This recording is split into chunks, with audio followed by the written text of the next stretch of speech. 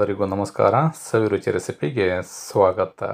ನಾನಿವತ್ತು ಅವರೆಕಾಳನ್ನ ಬಳಸ್ಕೊಂಡು ಅವರೆಕಾಳು ಗೊಜ್ಜು ಅಥವಾ ಅವರೆಕಾಳು ಸಾಗು ಮಾಡೋದನ್ನು ತೋರಿಸ್ತಾ ಇದ್ದೀನಿ.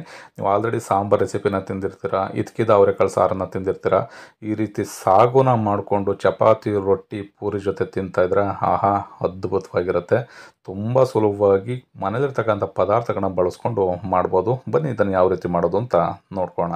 ನಾನಿಲ್ಲಿ ಮಸಾಲನ ರುಬ್ಕೊಳ್ಳೋಕ್ಕೆ ಮಸಾಲಾನ ಸ್ವಲ್ಪ ಫ್ರೈ ಮಾಡ್ಕೊಳ್ತಾ ಇದ್ದೀನಿ. ಒಂದು ಫ್ರೈ ಪ್ಯಾನ ತೊಗೊಂಡು 1 ಟೇಬಲ್ ಸ್ಪೂನಷ್ಟು ಎಣ್ಣೆನ ಸೇರಿಸ್ಕೊಂಡು 1 ಪೀಸ್ ಚಕ್ಕೆ ಹಾಗೆ 2 ಲವಂಗನ ಸೇರಿಸ್ಕೊಂಡಿದ್ದೀನಿ. 1 ಗೆಡ್ಡೆ ಬೆಳ್ಳುಳ್ಳಿನ ಸೇರಿಸ್ಕೊಳ್ತಾ ಇದ್ದೀನಿ. ಹಾಗೆ 1 ಇಂಚಿನಷ್ಟು ಶುಂಠಿನೂ ಕೂಡ ಸೇರಿಸ್ಕೊಳ್ತಾ ಇದ್ದೀನಿ. ಇದಿಷ್ಟನ್ನು ಚೆನ್ನಾಗಿ ನಾವು ಒಂದು ಅರ್ಧ ನಿಮಿಷ ಈ ರೀತಿ ಎಣ್ಣೆಯಲ್ಲಿ ಫ್ರೈ ಮಾಡ್ಕೋಬೇಕು.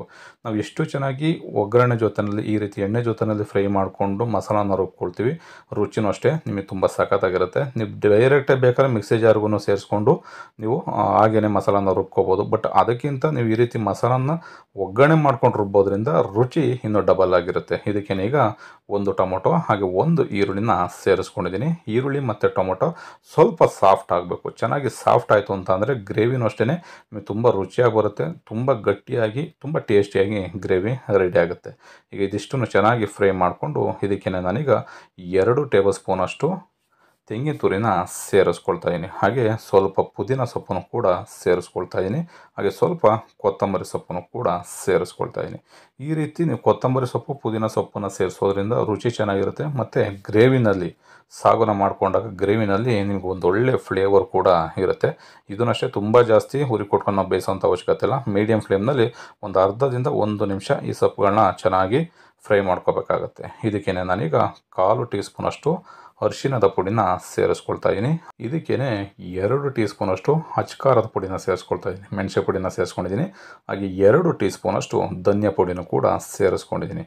ಇದಿಷ್ಟು ಪದಾರ್ಥಗಳನ್ನ ಸೇರಿಸ್ಕೊಂಡು ನಾವು ಚೆನ್ನಾಗಿ ಈ ಮಸಾಲ ಜೊತೆಯಲ್ಲಿ ಈ ಒಗ್ಗರಣೆ ಪದಾರ್ಥಗಳೆಲ್ಲ ಬೆರಿಬೇಕು. ಆ ರೀತಿ ಚೆನ್ನಾಗಿ 1-2 ನಿಮಿಷ ಮಿಕ್ಸ್ ಮಾಡ್ಕೊಳ್ಳಿ. ಅದಾದಮೇಲೆ ಕಂಪ್ಲೀಟಾಗಿ ಸ್ಟವ್ನ ಆಫ್ ಮಾಡಿಕೊಂಡು ಒಂದು 10 ನಿಮಿಷ ಇದನ್ನು ತಣ್ಣಗಾಗಲಿಕ್ಕೆ ಬಿಡಬೇಕು. ನೋಡಿ, ಈ ರೀತಿ ನಾವು ಮಸಾಲಾನ ಒಗ್ಗರಣೆ ಜೊತೆ ಹುರ್ಕೊಂಡು ಸಾಗುನ ಮಾಡಿಕೊಂಡ್ರೆ ಅದ್ಭುತವಾಗಿರುತ್ತೆ.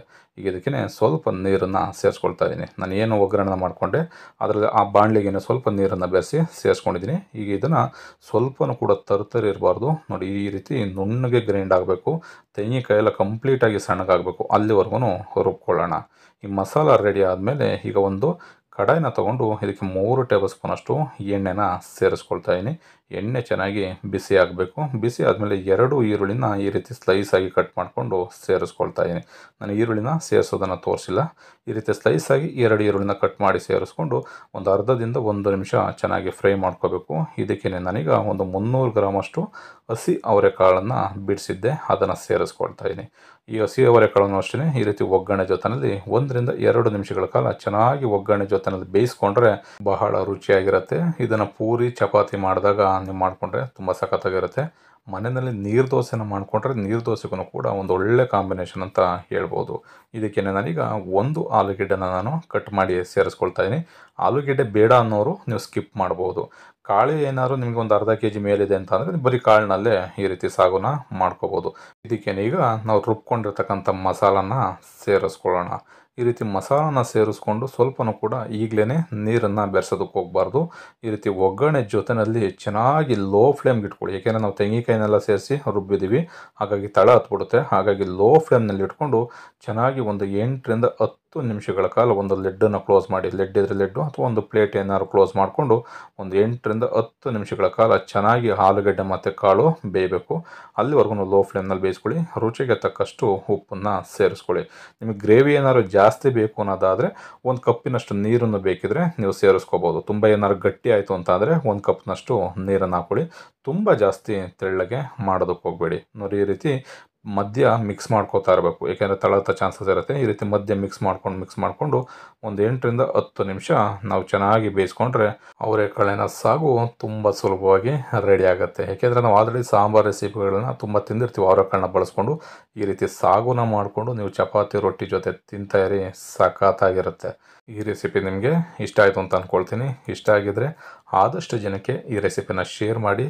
ಇನ್ನೂ ಹೊಸದಾಗಿ ನಮ್ಮ ಚಾನಲ್ನ ನೋಡ್ತಾ ಇರ್ತಕ್ಕಂಥ ಯಾರಾದರೂ ಸಬ್ಸ್ಕ್ರೈಬ್ ಮಾಡ್ಕೊಂಡಿಲ್ಲ ಅಂತಂದರೆ ಸಬ್ಸ್ಕ್ರೈಬ್ ಮಾಡಿಕೊಂಡು ಪಕ್ಕದಲ್ಲಿರ್ತಕ್ಕಂಥ ಬೆಲ್ ಬಟನ್ನ ಪ್ರೆಸ್ ಮಾಡಿ.